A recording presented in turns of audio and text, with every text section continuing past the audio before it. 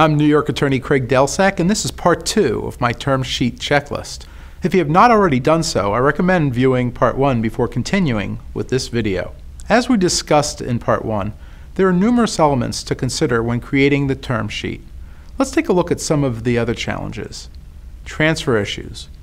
Whether the deal is a stock sale or an asset sale, you have to be concerned about whether there are restrictions to transferring the stock or assets of the business. When conducting due diligence, you and your attorney should determine which assets may need prior consent for the transfer, such as real estate leases, major contracts with customers or vendors, or bank loans or credit agreements. Remember, a mere transfer of any stock or controlling interest of the ownership of a business may trigger the obligation to obtain consent. Covenant not to compete.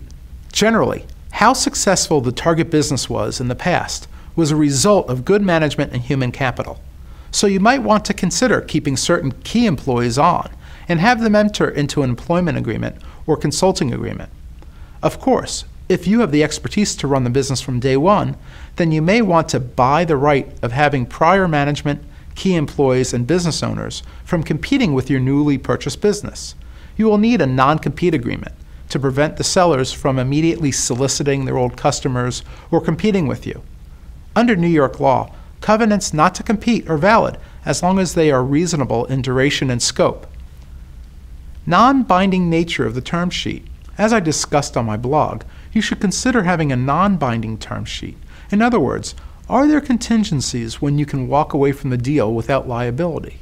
But note, the term sheet should be drafted properly so that certain provisions of the term sheet are binding, like the limitation of liability and confidentiality, among other items. Post-closing obligations. There might be times that you want the seller to continue to provide consulting services to the business after the sale. Maybe you have decided to close the deal before all the consents were obtained or prior to the filing of the prior year's tax returns. Any post-closing obligation that needs to be written into the full purchase agreement should be included in the term sheet. So which is better, an asset purchase or a stock purchase of a company?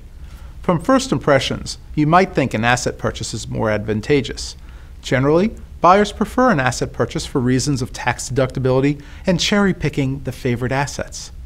However, in a stock purchase, you can buy the business as a going concern with minimal interference of the business. Of course, the bottom line will be price. An asset purchase will probably be more expensive than buying the stock of a company. I'm Craig Delsack, nyccounsel.com, reminding you that this is just a brief guide and you should consult with your accountant and a business lawyer before considering buying a business. There may be important tax and other legal consequences to consider before making the decision.